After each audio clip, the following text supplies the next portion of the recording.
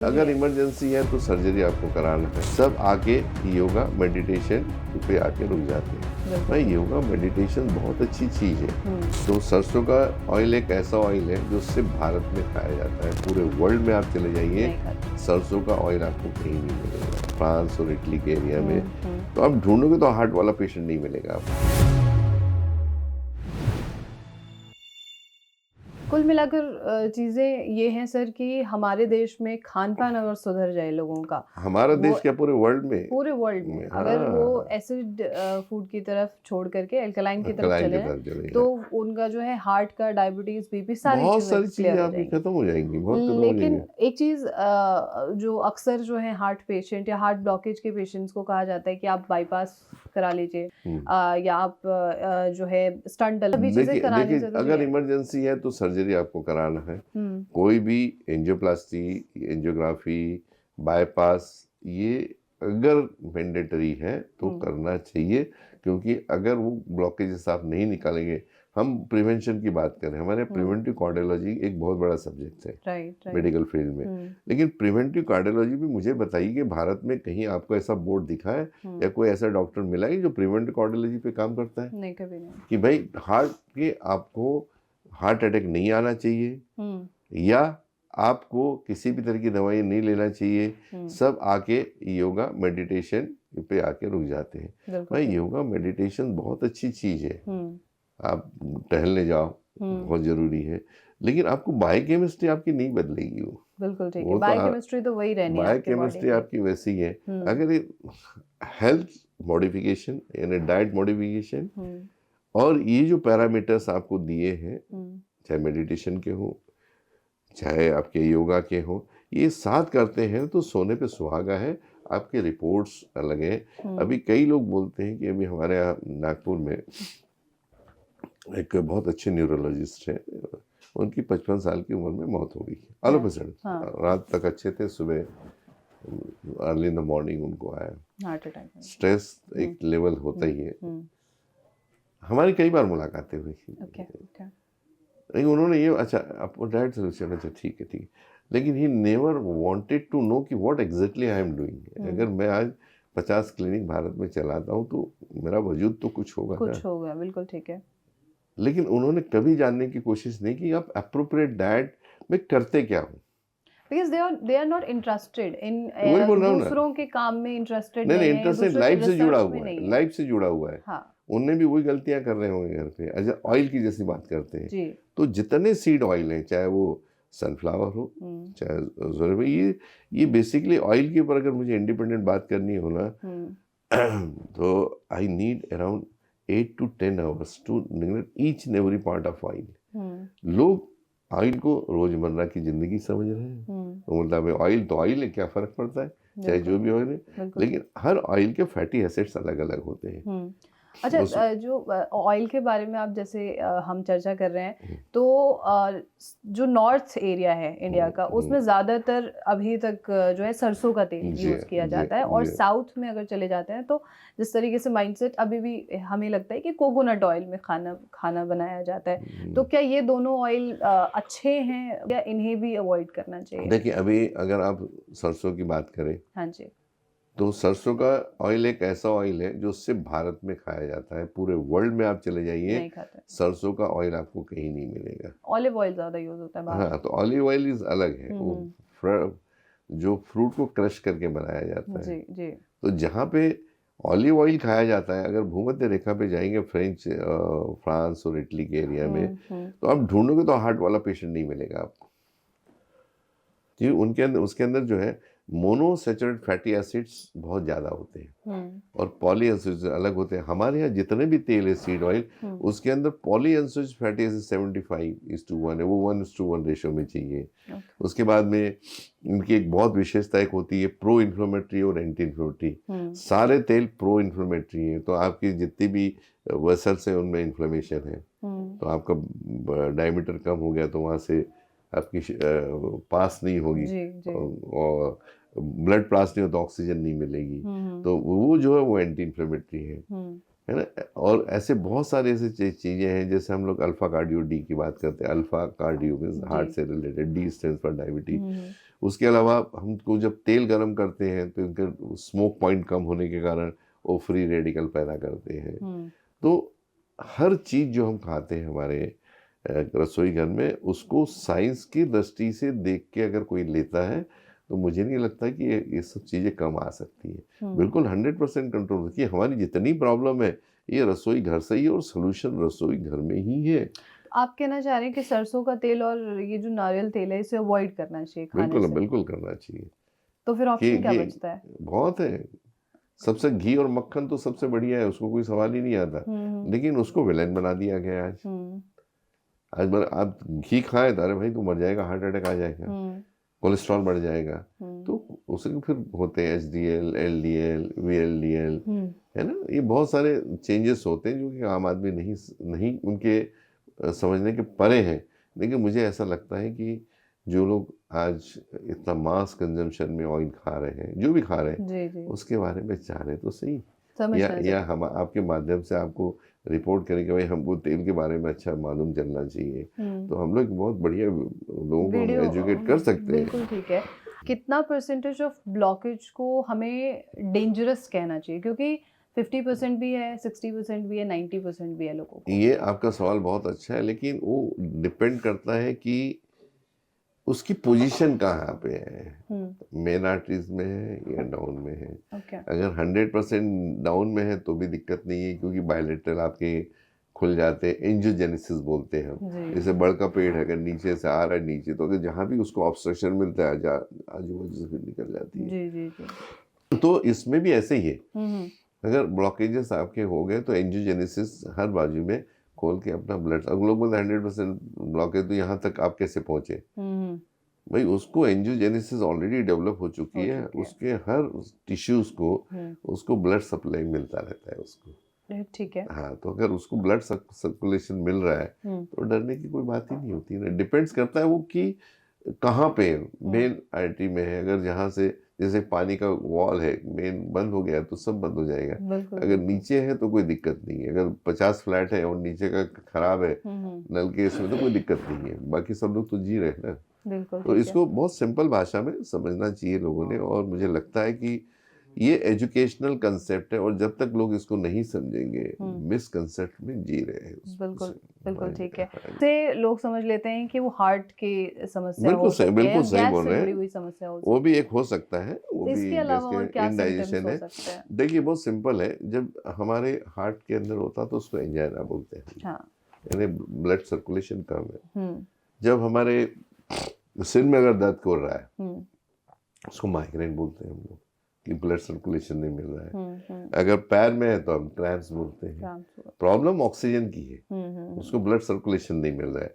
अगर हमारे सिर में, अगर फोरहेड में अगर माइग्रेन हो रहा है तो हम क्या करेंगे, अगर थोड़ी देर के लिए कोई भी बाम लगा दें हम, तो 5 मिनट में आराम पड़ता है। बाम लगाने से आर्टरी ओपन हो जाती है, डायलेट हो जाती है, और ब्लड सर्कुलेशन बढ़ जाता है। और जब ब्लड सर्कुलेशन मिल गया तो ऑक्सीजन मिल गया तो उसको अच्छा लगने लगता है। हाँ बिल्कुल। मेरा सवाल आपसे सिम्टम्स को लेकर था कि जो हार्ट में ब्लॉकेज है, एक तो ये होता है कि लोग समझते हैं कि गैस की वजह से जो है दिल में दर्द हो रहा है या हृदय के पास वो भी दर्द, 50% और क्या इसमें और सिम्टम्स हो होता सकते है। हैं एक हार्ट पेशेंट नहीं, में? उनके लिए देखो रेगुलर चेकअप जरूरी है, जो मेडिकल फील्ड बोलती है, मैं पूरा उससे सहमत हूँ कि रेगुलर साल में एक बार उन्होंने लिपिड प्रोफाइल करा लेना चाहिए। जरूरत पड़े तो आपके 2D डॉपलर है, कैल्शियम स्कोर है, ये मैंडेटरी, कोई बताए या ना बताए ये करना चाहिए। ठीक है। कई लोग तो करा रहे हैं उसके बावजूद भी हार्ट अटैक आ रहा है उनको। बिल्कुल। सब रिपोर्ट नॉर्मल होते हैं, उनकी एंजियोग्राफी बराबर होगी, उनका क्या बोलना चाहिए, ECG नॉर्मल होगा, उनके सारे नॉर्मल सारे, फिर भी उनको आता है। तो कहीं ना कहीं जो इन्फ्लेमेशन है उसका कोई रिकॉर्डिंग नहीं आता है। इन्फ्लेमेशन अगर आपकी डायमीटर कम है, ऑक्सीजन नहीं मिल रहा है, तो आपको वो होना ही है। तो उसके लिए खान पान, ये कहीं ना कहीं आपको ऐसा लगाता है। जो हमेशा में हमारे हार्ट के पेशेंट जो होते हैं, अल्फा कार्डियो डी ऑयल में हमेशा बताता हूँ कि इसका सेवन करें, क्योंकि ये साइंटिफिकली प्रूवन है। ये चीज़ें साइंटिफिकली प्रूवन है। तो जो साइंस के बारे में अगर प्रूवन है तो उसको भाई एक ही जगह बी लेना है, बी की जगह एक ही जगह बी ले, बाकी करना कुछ नहीं, थोड़ा सा चेंज करना है आपको। लेकिन उस तेल के बारे में अगर मैं चाहता हूँ कि लोग और डीप में जाए, तो पता लगेगा कि लेकिन हम लोग सिर्फ बायोडीजल खा रहे हैं, सीड ऑयल के, क्योंकि उसको जैसे आप गर्म करते धुआं आता है तो इट बिकम्स बायोडीजल। तो आपको ऐसा तेल चाहिए जिसका स्मोक पॉइंट ज़्यादा हो, गर्म करने के बावजूद भी उसमें धुआं नहीं आना चाहिए, तो अल्फा कार्बोडी उसका स्मोक पॉइंट ज़्यादा होने का कारण। अभी और एक मजे की बात मैं बताता हूँ, मेरे बहुत सारे वीडियोज आते हैं, हाँ। और इसमें लोग ऐसे कमेंट्स करते हैं, अरे ये तो खुद का मार्केटिंग कर रहे हैं, ये क्या बता रहे हैं, कुछ समझ में नहीं आ रहा है। भाई उस सुनने की मुझे उस समय बड़ा ये महसूस होता कि ये बात, आदमी देखो कितना बुद्धिमान है यार, इसको सब कुछ आता है, मुझे तो कुछ भी नहीं आ रहा है। ऑयल के बारे में, अरे ऑयल के बारे में अगर एक महीना भी डिस्कस करें ना तो कम है। हमारे ऑयल का छौंक दिया, पूड़ियाँ बन गई, सब्जी बन गई, यानी ऑयल अच्छा है, ऐसा नहीं होता। आपको साइंटिफिकली अगर आपके पास नॉलेज है, नॉलेज आपके पास बहुत सारा है, उसको अपग्रेड करना जरूरी है। वो करने के बाद फिर कमेंट करें ना। मैं तो बोलता हूँ जितने लोग मुझे एक करते हैं उन्होंने सीधा सामने आके बैठना चाहिए कि आपका सेंटर क्या है सर, आपसे मिलना चाहते हैं, 1-to-1 डिस्कशन हो ना। ऐसा एबीसीडी आती नहीं कुछ, और आप ऐसे कमेंट करते हो तो उससे जो अच्छा होने वाला जो पेशेंट है वो भी बेचारा घबरा जाता है और वो आगे नहीं बढ़ पाता। बिल्कुल। आखिरी एक सवाल, एक दो सवाल आपसे और हैं सर, कि जैसे स्टार्टिंग से ही हम एक बुजुर्ग वाला फैक्टर लेकर चल रहे थे कि ये बड़ों का प्रॉब्लम है, लेकिन हम एक ये भी परसेप्शन है कि जब हार्ट ब्लॉकेज होता है तो तीसरी बार हार्ट अटैक आता है तभी ये जानलेवा हो सकता है। लेकिन आजकल कुछ ऐसे भी केसेस हैं जब पहले हार्ट अटैक में ही जान चली जा रही है, इसके पीछे का कारण क्या है? इसके पीछे का वही कहता था मैं, जो होता इन्फ्लेमेशन, स्वेलिंग।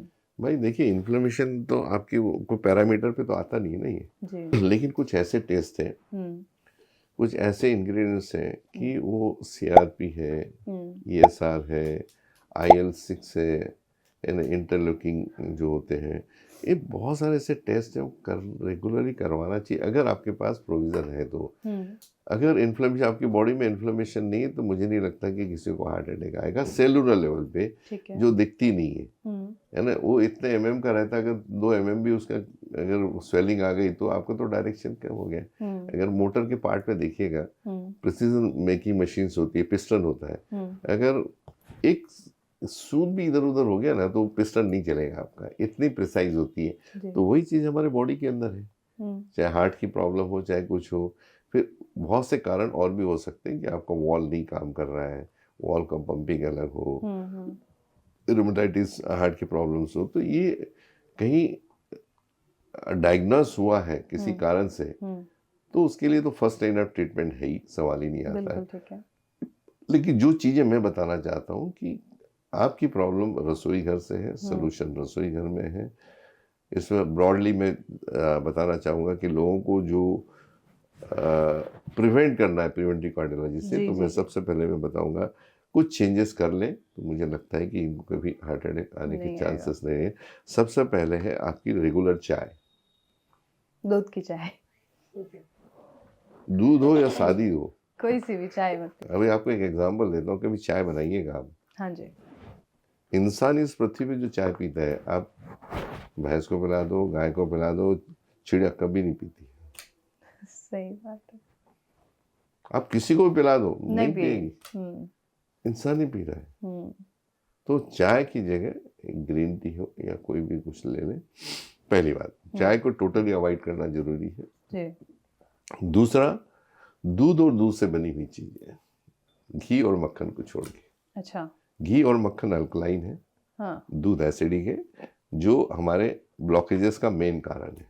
ये बड़ा इंटरेस्टिंग है सर, पनीर को लेकर आजकल बड़ा इशू चल रहा है कि पनीर खाना चाहिए कि नहीं खाना चाहिए। कुछ पनीर के बारे में मैं आपको बताऊं, लेकिन देखो जहाँ पनीर बनता है ना, कभी आप जाके देखिए, इज अ पॉलीमर। चारों बार जब वो घूमता है करते करते करते साइड में कैसा ये आ जाती रबड़ की एक ये बन जाती है, बढ़िया गुलेल बना के खेल सकते हो। It can not be digested by the human system. Okay. नहीं, देयर आर फ्यू डॉक्टर्स जो कह रहे हैं कि दूध पियोगे तब भी तो वो पेट में जाके पनीर बनना है, तो पनीर क्यों ना खाए भाई कोई बंदा। अरे भाई, लेकिन पनीर भी तो डाइजेस्ट होना चाहिए ना, जब दूध डाइजेस्ट नहीं हो तो पनीर कैसे डाइजेस्ट होगा। उसके लिए आपको रेनिन नाम का एक एंजाइम लगता है जो मिसिंग है हमारे बॉडी में। तो भाई बाई प्रोडक्ट है, कोई फेंकना नहीं चाहता उसको। गाय की कोई भी चीज़ देखो, एक छोटी सी चीज़ सब इस्तेमाल होती है। तो हमारी गाय तो मिल्क स्पीसीज स्पेसिफिक, गाय का दूध गाय के बछड़े के लिए, हमारे माँ का दूध, इसको मैंने ये जो मेरी किताब है जो 2006 में मैं हमेशा बोलता हूँ, यस मिल्क और नो मिल्क। और दूध के बारे में भी लोग काफ़ी बात करने लगे हैं। ये किताब मेरी 2006 की पब्लिश है। मैं स्टिल लीडर था, लीडर हूँ, लीडर रहूँगा। आज उन्होंने कितने भी बनाए नहीं, लेकिन इस किताब की जैसी किताब scientifically written to understand medical profession. तीसरा, दूध से रहना चाहिए। तीसरा, जो हम रेगुलर आयोडाइज सॉल्ट लेते हैं उससे जगह सेना सॉल्ट अल्कलाइन होता है। ठीक है। उसके बाद में आपका शुगर की जगह आप जैगरी या स्टीविया कुछ भी ले सकते हैं। फिफ्थ है उसमें खाने का तेल। ये खाने का तेल जो है वो बहुत इम्पोर्टेंट है। इसको अल्फा कार्डियो डी हम लोग बोलते हैं। It's basically is a rice bran oil, one and only oil suitable for the human consumption. जब आप लेते हैं तो एसडीएल बढ़ा होता है, ये एसडीएल को बढ़ाता है, एलडीएल कम करता है, अलॉन्ग विद द ट्राइग्लिसराइड्स, है ना, उसको कम कर देता है। तो और ये जो बहुत छोटी छोटी चीज़ें हैं, इसका स्मोक पॉइंट ज़्यादा है, इसमें धुआं कभी नहीं आता है। अगर आप धुआं में अगर कोई तेल गर्म कर दे तो it makes a trans fatty acids, acrylamide, acrylamine, advance glycation end product, है ना। ये बहुत सारी चीज़ें हैं जो उसमें बात करने जाएंगे तो वो एक चेंज करें। सर, मेरा आखिरी सवाल और है आपसे कि अगर किसी को 60 to 70% ऑफ ब्लॉकेज है और अगर वो इस ऑयल का यूज़ करता है या एल्कलाइन फूड का यूज़ करता है तो उसमें क्या सुधार? शरीर कैल्शियम कम होगा, अगर अल्कलाइन लेंगे तो वो घुल जाता है। और कितने दिनों में सुधार दिखेंगे? समय लगता है, क्योंकि देखिए ऑन एन एवरेज अगर किसी को ब्लॉकेज है तो जितने साल का उतने ब्लॉकेज तो उसके बॉडी में है ही। साल का 1%। अच्छा। अगर 50 साल का तो 50% उसके पास ब्लॉकेज मिलेंगे कहीं ना कहीं। तो हर आदमी को ब्लॉकेजेस है, लेकिन किसी को कहीं मेन पॉइंट पे, मेन इसमें तो उसको जल्दी तकलीफ आएगी और उसको एंजियोप्लास्टी कर। बाकी लोगों को तो बाद में पता ही नहीं लगता कि कभी एंजियोप्लास्टी कराने की जरूरत पड़ी है, उनको ब्लॉकेजेस है। बिल्कुल ठीक है। उनको पता ही नहीं लगता, पूरी जिंदगी निकल जाती है। उसका स्पॉट कहाँ पे है उसके ऊपर डिपेंड करता है। ये हो गया। और तीसरा है ड्राई फ्रूट्स ज़्यादा खाएं। जो फ्रेश फ्रूट्स है, फ्रेश फ्रूट्स की तो आज देखेंगे तो पेस्टिसाइड्स इतने हैं, लेकिन उसका एक fructose is one of the reason कि this gets converted into fat, triglyceride and cholesterol. तो ये बहुत सारी चीजें हैं जो हमारी प्रॉब्लम रसोई घर में हो सकती है। गेहूं है, गेहूं हमारे देश का नहीं है, लेकिन हम सदियों से खा रहे हैं, अफगानिस्तान से आया। तो मिलेट्स, कोई भी मिलेट्स खा लीजिए, कोई दिक्कत नहीं है। बिल्कुल सही है। बहुत बहुत शुक्रिया आपका सर और इस जानकारी के लिए। और आज का इंटरव्यू मुझे लगता है बहुत ही बेहतरीन हुआ है। Thank you so much. हम तो चाहते हैं कि सही बायोकेमिस्ट्री तक जाए लोग। बायोकेमिस्ट्री छोड़ के हर आदमी बात करता है, और आज तो इतने डॉक्टर्स हो गए हैं कि बड़ा मुश्किल है, बिना फीस लिए वो सलाह मिलती। बिल्कुल बिल्कुल सही बात। आप यहाँ से बाहर चले जाइए, आपको इतने डॉक्टर मिले लाइन से, बिना फीस लिए हुए सलाह देने वाले काफी। मुंह भी नहीं खोलते हैं सर। है जी? बिना फीस लिए कोई मुंह भी नहीं खोलना चाहता है आज के टाइम पे। लेकिन अभी तो बहुत है ना, अब बढ़ गए हैं। आप एक लाइन से चले जाओ, आपको बहुत डॉक्टर्स, बहुत आदमी, घर घर में डॉक्टर मिलेंगे। उस डॉक्टर की बात कर रहे हैं। बात कर, मैं उनकी बात कर रहा हूँ। अच्छा, बिना फीस लिए हुए जो सलाह देते हैं, हाँ, वो तो हर गली हर घर में। वो कैसा होगा उसके बारे में तो भी आप बिल्कुल सही है। बहुत बहुत शुक्रिया सर। नमस्कार नमस्कार। तो दोस्तों, हमने चर्चा की हार्ट ब्लॉकेज को लेकर, और कई ऐसी चीज़ें हैं जिन पर बात की गई है। हम में से बुज़ुर्गों की समस्या मानते हैं, लेकिन आज ये युवाओं में भी काफ़ी तेज़ी से बढ़ रहा है, और चिंता करने की बात तो है, क्योंकि आने वाले समय में हो सकता है कि ये एक अलार्मिंग सिचुएशन हो। तो इस सिचुएशन से अपने आप को बचाने के लिए आपको अल्कलाइन फूड की तरफ बढ़ना चाहिए और अपनी बॉडी का, अपने दिनचर्या का ख्याल रखना चाहिए। बहरहाल, आपके मन में कोई सवाल हो वो आप हमसे पूछिए, और ऐसे तमाम खबरों के लिए आप नेशनल खबर के साथ यूं ही बने रहिए।